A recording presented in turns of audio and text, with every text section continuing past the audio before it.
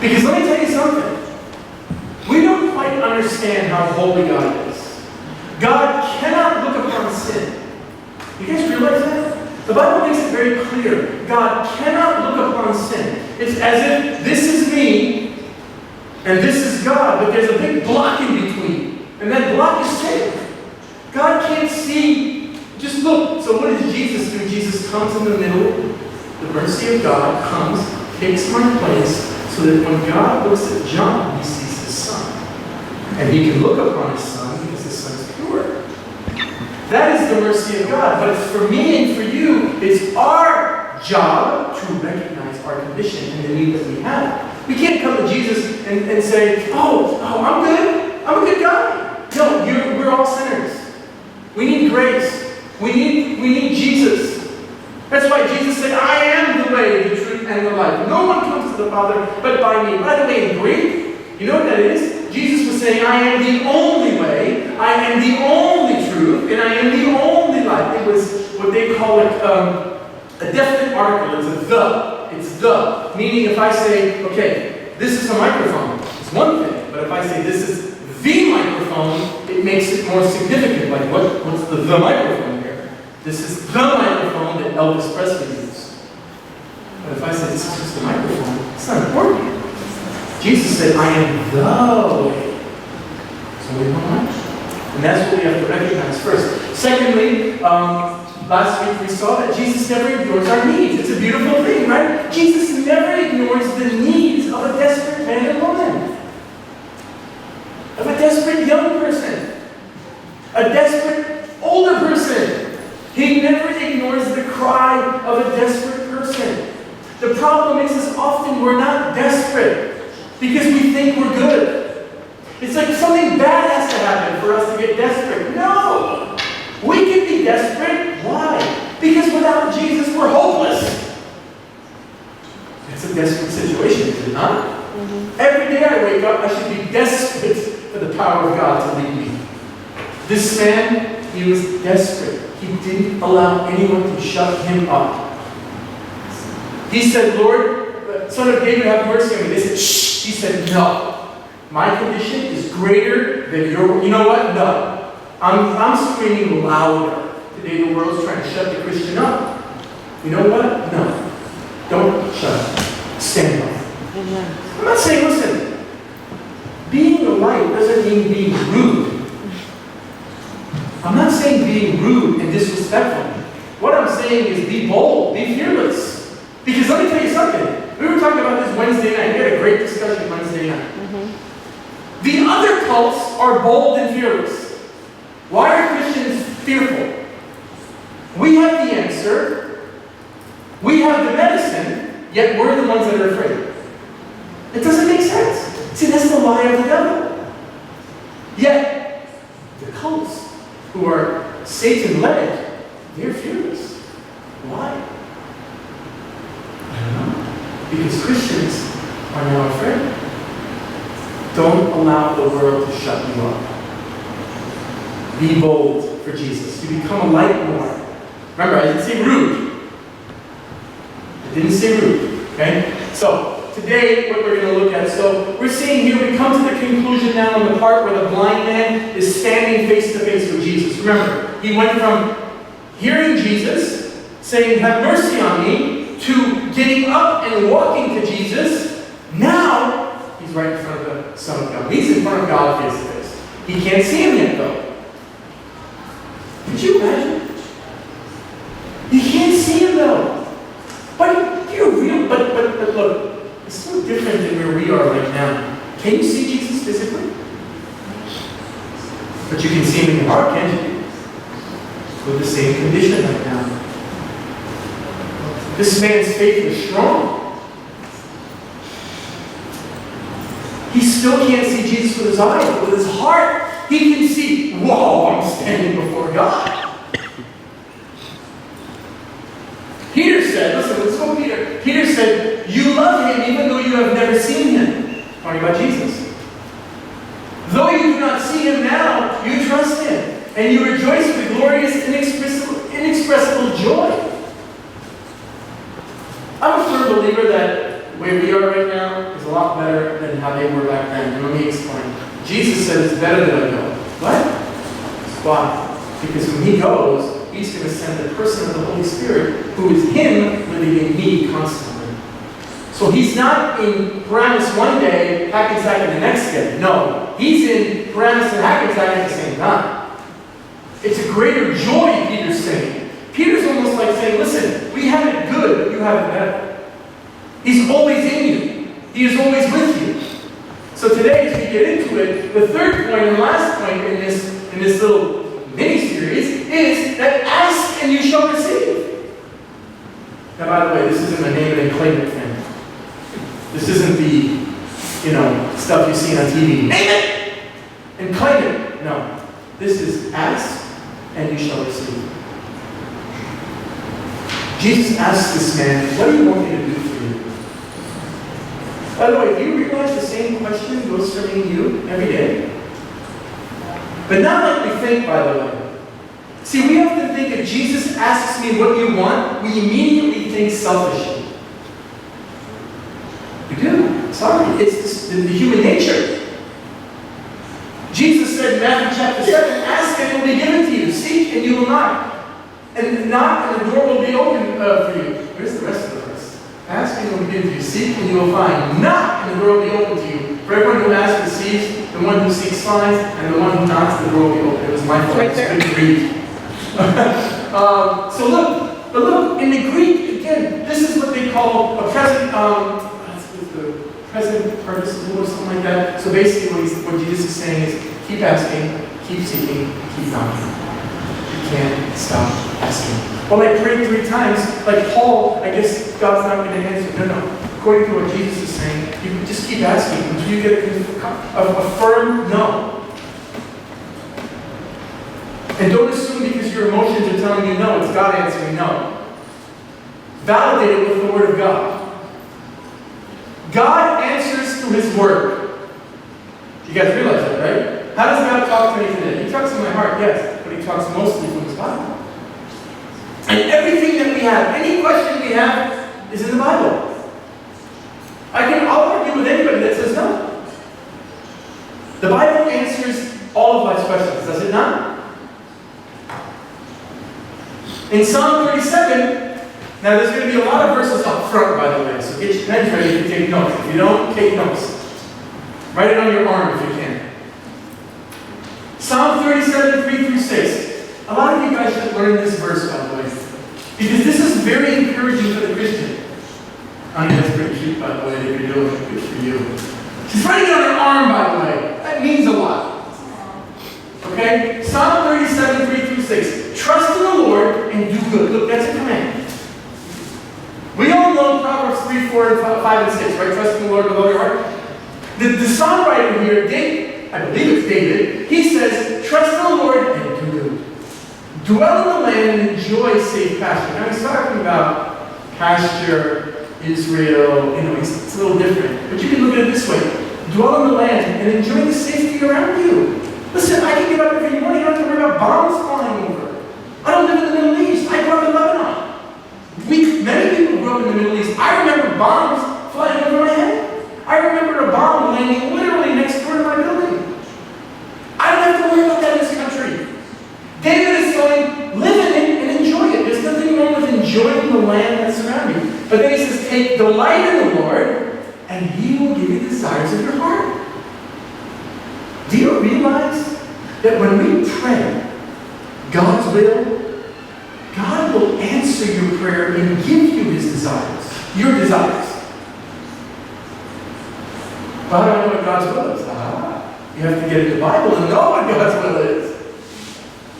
Listen, nowhere does it say that God doesn't want you to marry a man. But there are specifications of the type of man you should marry. Nowhere in the Bible does it say that you shouldn't marry a woman, but there are specifications of the type of woman you should marry. Specification 1, all caps, bold, Christian, real Christian. I want to marry him. Is he a Christian? No. Well, see, God's not giving me the desires of my heart. It's outside of God's will. Because God knows what's best for you. Commit your ways to the Lord. Trust in Him. Listen, commit your ways to the Lord. And we're going to see this man commit his life to the Lord. Watch, because he's going to use one specific word. Trust in Him. How many times did he say trust already? Twice in 2 verses. And He will do this.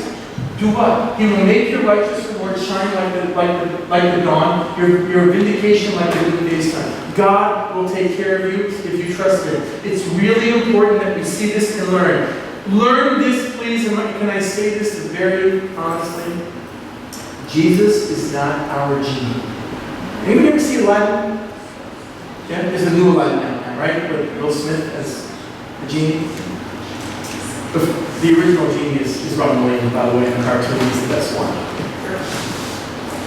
But in the cartoon, what is it? The young kid finds a lamp, he rubs it. We know the story, right? And the genie comes out and he says, I give you 3 wishes. That's not Jesus. We sometimes treat him that way. And we all do. You know what Jesus is? Jesus is our God and Savior. He loves us and is there to provide our needs. N-E-E-D-S. Not our W-A-N-T-S's, which is our wants. He provides us, sometimes our needs and our wants match, by the way, which is beautiful. But throughout the Bible, we see many times where God says, what can I do for you? So here's example 1. 1 Kings chapter 3. How many people know King Solomon? King Solomon was known as the wisest man alive. But let me tell you something very clearly. King Solomon wasn't born wise. Was he? No. Wisdom is a gift from above. Wisdom is a spirit that God puts on you. That's why in Exodus, the Bible says, God, the spirit of wisdom fell on the men and they built the ark. Or built the tabernacle. It takes wisdom to live your life biblically. So anyway, at Gibeon it says, the Lord appeared to Solomon in a dream by night, and God said, ask, what shall I give you? Same thing Jesus just said, just differently. And Solomon said, now look, what's the first word Solomon uses? Mercy. Solomon, instead of going into what he wanted, he recognized what God has done for him already. You've shown great mercy to your servant David, my father, because he walked before you in truth, in righteousness, and in uprightness of heart with you. You have continued his great kindness for him, and you have given him a son to sit on his throne as it is this day. Now look, did he say anything he wanted yet? All he did was say, God, you've been so good to me. You've been so good to my father. You've been so good to our family. Look, you've never let us down. You've kept us going, Lord. No, if that was us, okay, hold on. You got 10 minutes, God? I got a bunch of stuff I got to tell you. Listen, we have to recognize what God has also done for us, too. We forget. How many of you can eat as many times as you want to eat? You go to the refrigerator, open it, you can eat it. There are countries where people today, they eat. I've been in Colombia. I've never been to Colombia, where they're on a boat, apparently. And again, if I'm wrong, she'll correct me later. It's fine, but you'll get the point. They were in a boat or something, and the food got wet, and they threw the food in the water, and all the poor kids came out eating water-filled bread. I don't have to do that. Do you? I don't. We forget all that stuff. We forget it. You know why? Because we're spoiled in this country. Now, Solomon gets into it. Now, O Lord my God, you've made your servant king instead of my father, but I'm a little child.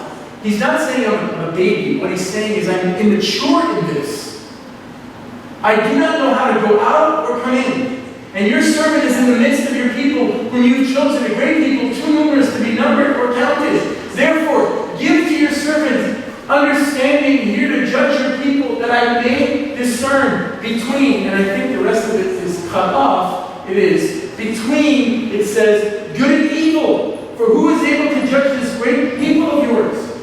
Solomon is saying, God, there's a lot I could want, but the most important thing I want is wisdom to know how to make your people. Now, God's answer is awesome coming back. God said to him, because you didn't ask for health, wealth, prosperity, basically, I'm going to grant you this, but I'm going to give you the rest of it too. See?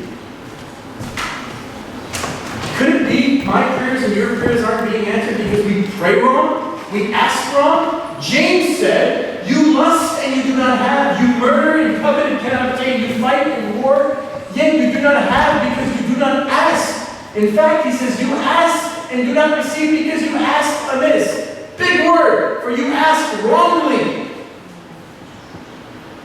that you may spend it on your own pleasures.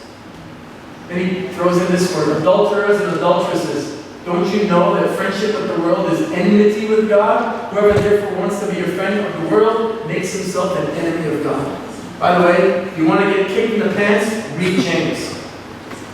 Everybody's like, I love the book of James, because you don't read it right. The book of James is strong. We studied James a couple years ago. Very strong book.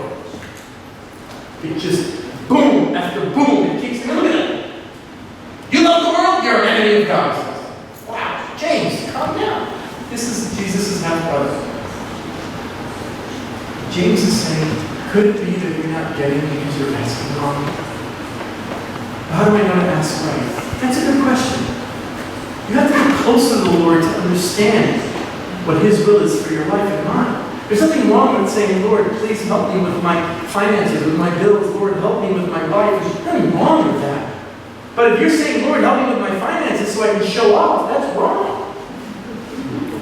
Do you hear what I'm saying?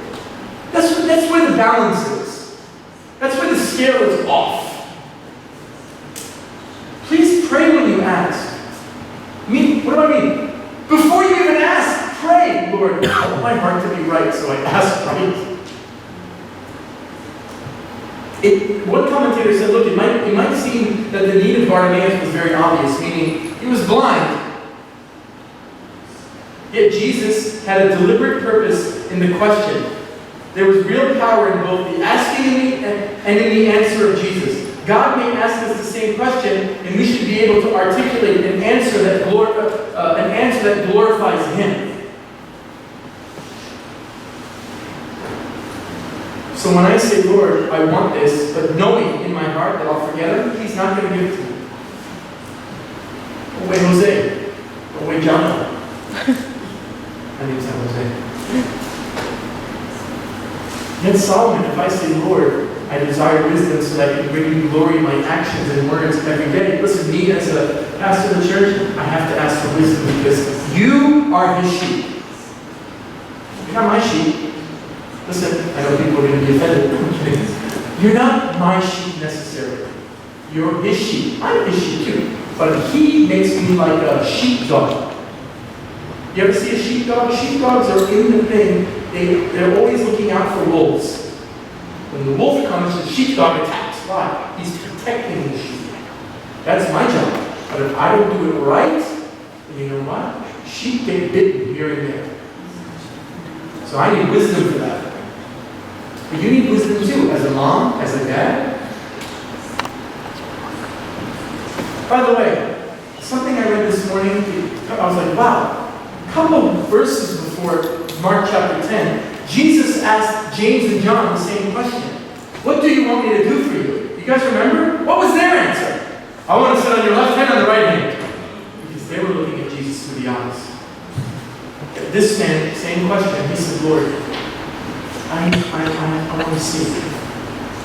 Why? So you can be glorified in the power that you're going to show.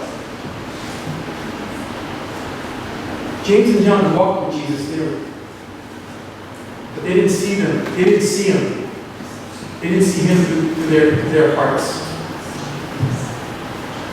Jesus is not going to hold back when we ask for things that will ultimately bring Him glory. If I say, Lord, give me wisdom so that I can lead your people, so that they can go out and lead other people, so that those people can go out and lead other people. Well, ultimately, who gets the glory? Not me, Jesus does. The man said to Jesus, Rabboni, that I may receive my sight. Rabboni is the word that comes from rabbi. Obviously, you heard the word rabbi in there, right? Rabboni. In the Bible, there's only one other person that said that word. Does anyone know? Hold on, this is the Bible based. Anyone know? One other person said it in the Bible. Only one. I'll give you a hint. It's in the book of John. At the end, after Jesus rose from the dead, Mary was the only other person that said Rabboni. Why are you saying this? Because it basically means my Lord or my teacher. Meaning, the true underlying meaning of it is that I am submitting myself to you, Jesus. That means everything I have right now. Rabboni meaning my life is yours. Do what you want with it. We have to learn that. We have to learn to submit everything to Him. We often say, okay, Jesus, you can have this, you can have this, you can have this, but this, let me work on for a little bit. Jesus is like, how about no? How about, let me have it all, and I'll take care of it all.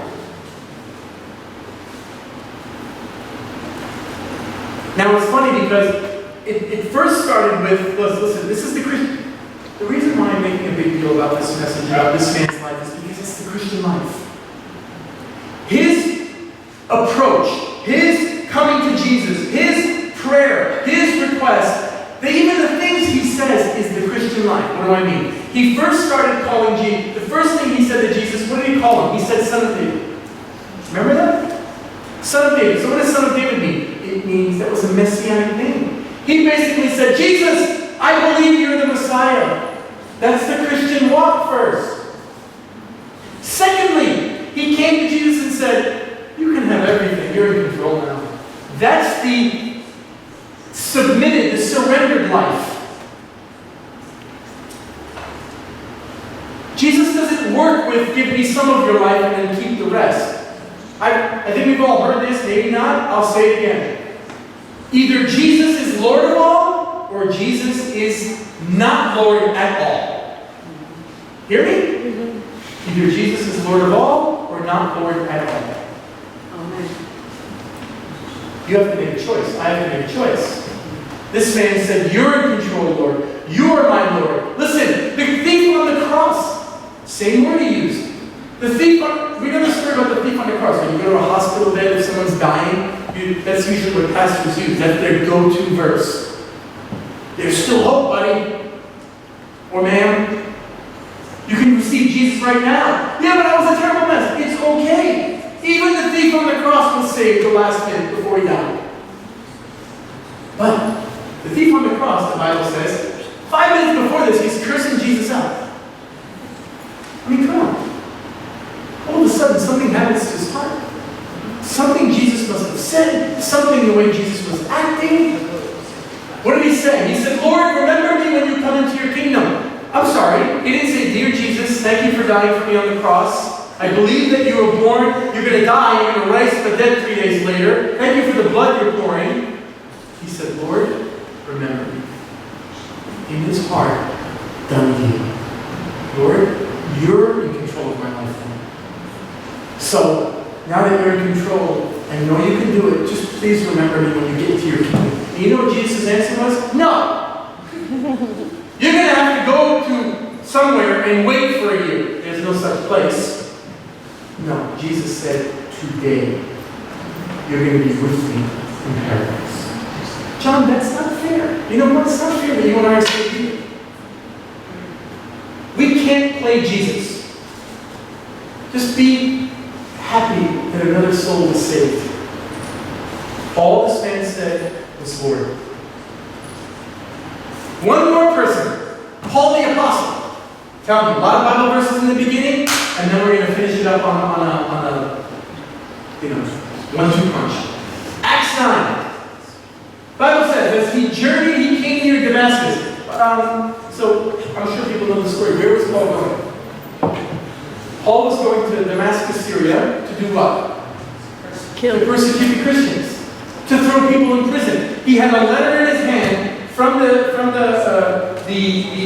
Pharisees and the Sanhedrin, the leaders, that said basically every Christian you run into, you arrest or you condemn him to death. He had a letter in his hand. On his way, he was on a horse. I'm religious. I'm Paul the Apostle. The Bible says, and suddenly a light shone around him from heaven. It was blinding.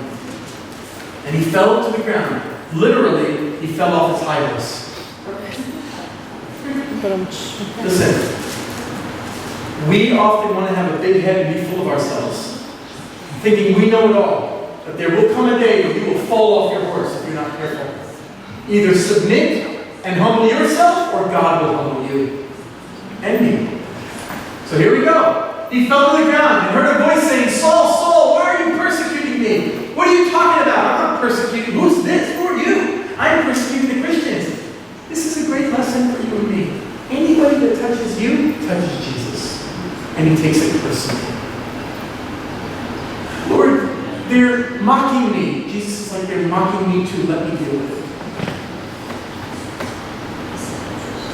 Lord, they're not, listen, Samuel in the Old Testament. They don't want me as king anymore. They don't want me as the prophet. God told Samuel, stop. They're not rejecting me. They're rejecting me. Stop it. Stop it. When we share the gospel, we walk away like we're the Savior. They said no. God's about to be like, why are you crying? They didn't say no to you. You can't save them. They said no to me. I'm the one that can save them. How do you think I feel? That should, by the way, set us free a little bit from putting that pressure on ourselves. And he said, who are you? It's the word he used. Lord? And Jesus said, I'm Jesus, whom you're persecuting. It's hard for you to kick against the goads. I can't get into teaching what that means, but basically it means stop doing what you're doing because you're going to ultimately get yourself hurt. So he trembled. Trembling and astonished, said, Lord, it's funny, Paul sent a question to Jesus now. What do you want me to do? Now look, if someone says, I don't know God's will for my life, Paul could say, I didn't know God's will for my life either. Because look, what do you want me to do for you? Then Jesus said, arise, go into the city, and you will be told what you must do. That doesn't help me.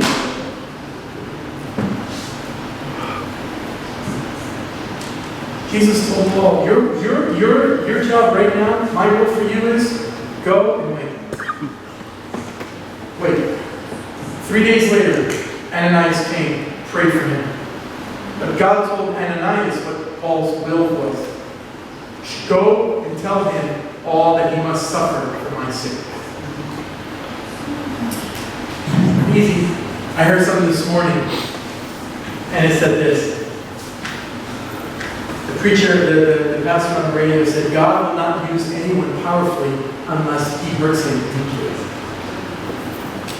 Or breaks him deeply. We have to understand that God will use all of us. We have to be fully submitted over to him. I mean, am I making myself clear? Is Jesus speaking to you today? Is he Lord in your life? Is he Lord in my life? This man, he couldn't see Jesus yet. All of a sudden in his heart, he's like, you got it all, man. You are king of my life. Do what you want. Because ultimately he knows your heart anyway, so you can't fool him. So it's a heart thing. Pray. So the man says that I may receive my sight. So the man finally said, I want to see. I want to see. But look, learn from his prayers. This is the man's prayer to Jesus. I want to see. And as I was reading this, as I was studying this, as I was looking over it this morning, I was like, man, our prayer lives need to change. Why? Because this man first said, you know what, have mercy on me. He recognized his condition. Later on, though, he came and he said, Lord, I'm going to be specific with you now. A lot of times we come and we pray and we're very general. Lord, bless this church. Okay. Lord, bless my family. Be more specific. Notice this man, by the way, notice this man didn't say again, Lord, have mercy on me. The mercy was shown when he was taken to Jesus anyway. The mercy happened when Jesus, I often will say from this pulpit, we need to pray the Bible. We need to pray more boldly. We need to pray detailed prayers. We need to pray for our needs, our powers, our boldness. We pray too many simple prayers. All of us, we're all guilty of it, including myself. We need to be fearless before Jesus. What kid comes to his father and is afraid to ask for something specifically? Who is God to you and me? He is Father. In fact, Paul calls him Daddy. The word Abba in the Hebrew is Daddy. It's like a little kid. A little kid has no filter. They'll ask anything. Daddy, can I have a pony? What do you get a pony from? But they'll ask. They'll ask. The daddy's kind of like, I can't get him a pony, but I can take him on a pony ride. Daddy always finds a way about things. Our Heavenly Daddy is greater. He always finds a way to meet our needs, right? We need to be fearless before Jesus. 1 John says, perfect love casts out fear. If you're afraid going to God and asking Him for things that you need, the desires of your heart, then you know what? You don't understand the love of God. Because the Bible says that if you truly understand the love of God and know that we are no longer under the wrath of God, the condemnation that comes, that we are free from the torment, that Jesus took it all, we can come and freely say, Lord, I'm a mess. But at least I have you to come to. Charles Spurgeon has said that, you know what, the difference between the prayer in the closet and the prayer in the family or in the public is that in public you don't ask for specific things. You guys realize that, right? Like, when we pray in public in the church, you don't get into details too much. Can I share something with you guys? That this is a learning lesson for all of us. If you can't say it in public, don't pray it in public. What do I mean by that? Because oftentimes and our group is very good. But I know there are other groups, I've heard other pastors say, but they'll say, Lord, we lift up Sister so-and-so. Lord, you know her condition. We pray that you touch her father. Now, what happens after that? What happens after the prayer is done? Everybody comes to you and says, what's up with Sister so-and-so? Now gossip starts. We pray gossip a lot, by the way. Be careful. Which if you can't say it in public, don't pray it in public.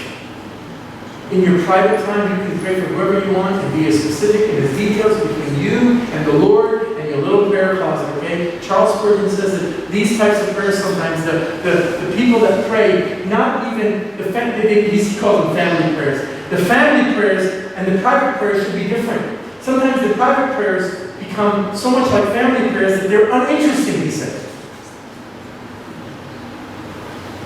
When you pray, when I pray, even in a public setting, it should set everybody's heart on fire.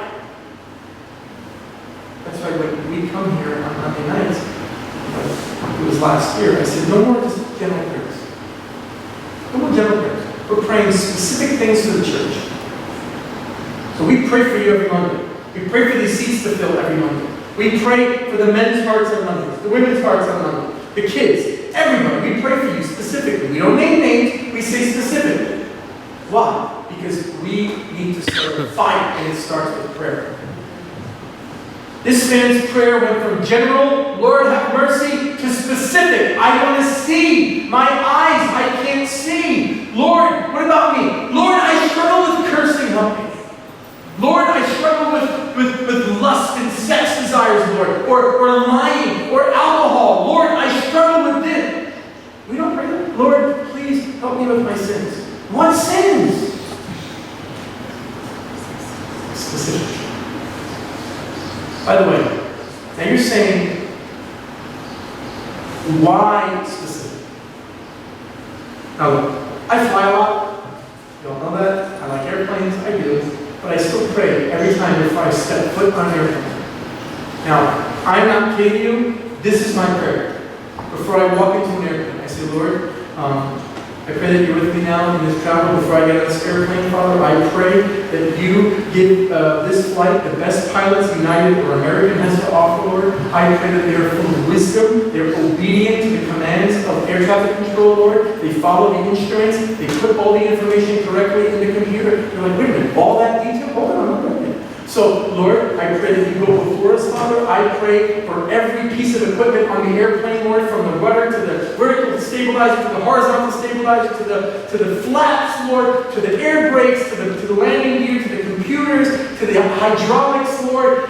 Everything, Father, the wings, everything, Lord. I pray that you go before us. Your angels set guard over the wings, Lord, and you give the flight attendants wisdom to also serve the people, Lord. I pray it's a comfortable flight. I pray the pilots care about the comfort of their passengers, Lord. In Jesus' name, amen. Now, I walk into that plane, I don't care what happens. God's in control. Did I have to pray all those prayers? I could have said, Lord, just get me home safely, please. In Jesus' name. It's for my own heart. It's so that my heart now is full. It's all out there. This man could have said nothing. He could have stood before Jesus like this. Jesus, when he couldn't see? No, the man stood. Jesus wanted him to confess with his mouth. You guys know in confession comes great freedom.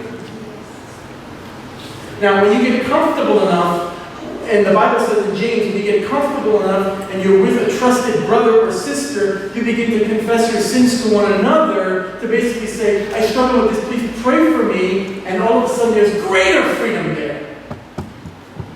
We must also. Now Jesus said, go your way, your faith is made you well. In verse 15. We finished it. By the way, it doesn't say anywhere that Jesus spat on the ground. Jesus touched him. Jesus made him fall on his back, blew in his eyes. Jesus heals how he heals.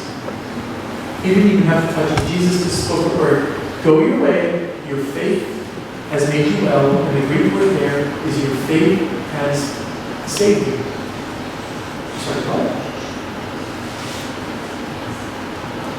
By the way, this man was full of faith from step one. It was faith that was determined to reach out to Jesus, meaning he cried out to Jesus. It was faith that knew who Jesus was. That's the Messiah, Son of David. It was faith that came humbly to Jesus, have mercy on me. It was faith that submitted to Jesus, Rabboni, he said. It was faith that could tell Jesus what it wanted, that I may receive my sight. Listen, if you lack faith, you need to pray. The disciples did. The disciples asked for only a couple things, by the way. They asked, Lord, teach us to pray, and Lord, increase our faith. I wonder why. Because maybe they saw the Son of God was a man of prayer and he trusted his Father. So they're like, wait a minute, we want that same thing. Listen, it was not about them. It was about trusting the Father more.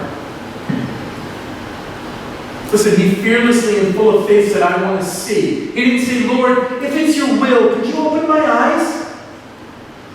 You hear me? He said, Father, I want to see. Lord, I'm sick of struggling with this. I want to be free from this. You get me? You hear what I'm saying? That's the kind of prayers we have to pray. But I'm sick of struggling with this, Lord. This has become like bondage for me. I want to be set free. Not if it's your will. Of course God wants to set you free from bondage. And me from bondage, right? I read something this morning. It said, with God, no problem is too big and no detail is too small. You can be as detailed as possible with God. It's not too small. Listen, I pray for the wheels of an airplane. By the way, if one wheel goes out, it's pretty bad.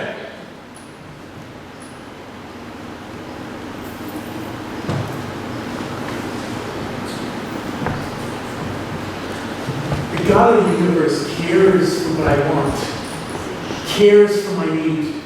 You guys realize the Bible says God holds the universe in the palm of his hand? That's how big he is, and that's how small we are. Yet he says to me, John, what do you want? That's what he hears me ask. But no, he doesn't, because he's right here. He hears me loud and clear. Sometimes he says, okay. Sometimes he says, no. And I have to learn that. And I have to understand that if God says no, His no's are not always no's like we say no. His no's are like, I have something better for you. I have something better in mind for you. Because I know that if I give you that, John, you will forget me as quickly as you ask me for it. And immediately the Bible says he received his sight. This is why I love Mark, by the way. Mark wastes no time. He doesn't say, and the man walked away, washed his eyes. No. Immediately. He was set free. Now look.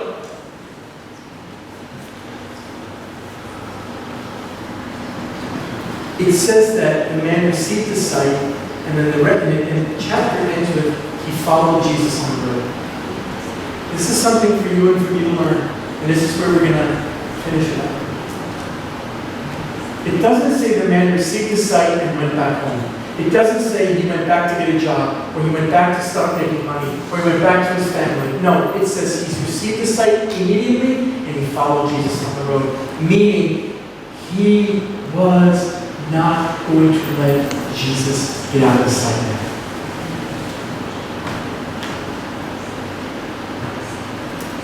The one that set him free is now the one that he only wants to see. I said earlier, Jesus is not our genie. Often it's like, okay, I got the guy, or I got the girl, or I got the job, or I got this, or sorry, I haven't been praying as much lately, Lord, or I don't read like I did, but all that, and that's what happens to you and me. We get what we want and we forget Jesus. This man said no. Jesus didn't even die on the cross yet, by the way. Now look, it doesn't say anywhere in the Bible, but could it be that this man was at the foot of the cross later on? I don't know, it doesn't say it. But it says he followed Jesus down the road, and Jesus was on his way to Jerusalem. This man could have left, by the way. It's not like Jesus was going to take the vision away and say, yeah, you're blind again. He just doesn't do that. But he was so thankful that he refused to leave Jesus' side. And this is before Jesus died for his sins. Before this man saw a beaten, bloody, unrecognizable Jesus hanging on the cross. Before he even understood what eternal life was. We understand it, yet we walk away. We may not walk away physically, but we walk away in our hearts. That's why I say eyesight versus insight. Just because someone's here physically doesn't mean they're here with their heart. Please don't do God a favor by coming to Jesus for someone else. Come to church for Jesus. One of my favorite prayers of all time was this, and I used to pray this all the time, and it was something that I know the Lord gave me. And I prayed, Jesus, help me to stay so close to you that nothing can get in the middle of us. I want to desire you so closely that nothing gets in our way, Lord. I almost envision me like stuck to his back. Because look, if you stick yourself to someone's back, it means your legs are stuck together too. It means when he takes a step, you take a step. When he stops, you stop. When he turns, you turn. That's the kind of life that we should envision. And that's the kind of life that we should desire. He made Jesus' way his own way. And he became a follower. The Bible in Hebrews chapter 12, last verse says, therefore, since we are surrounded by such a great cloud of witnesses, let us throw off everything that hinders and the sin that so easily entangles, and let us run with perseverance the race marked out for us, fixing our eyes on Jesus, the pioneer, which is the author and the finisher of our faith. For the joy set before him, he endured the cross, scorning its shame, and sat down at the right hand of the throne of God. By the way, this verse blows my mind because the Bible says it was for joy he went to the cross. Who suffers for fun? Because he didn't suffer for fun. He suffered for the joy of saving you and me. Doesn't he deserve all of me? By the way, he's not asking me for my life to die. He's just asking me for my life so that he can lead me and guide me. I'm going to ask the worship team to make their way up. They're just going to sing a quick song. But for me and for you, this is the lesson here as we finish. Keep your eyes on Jesus. This man was blind as a bat. Yet he saw Jesus more than most people that have eyes. He saw Jesus more than hundreds of people there. Just because someone says the name Jesus doesn't mean they know the person Jesus. But for you and for me who knows him, stay close to him. Follow him. He's not going to let you down. He will never leave you. He will never forsake you. That's the promise that we have.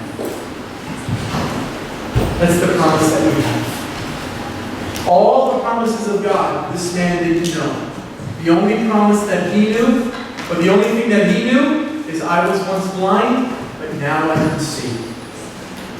So they're going to just sing the chorus or whatever for a minute, and then we're going to pray, and you guys can be dismissed, okay? Please don't forget, we don't have coffee downstairs, so go enjoy your Father's Day. Happy Father's Day to everybody again. May the Lord bless you, and may we, like blind Bartimaeus, now that we can see our God, fix our eyes upon him and never desire to be apart from him. Amen?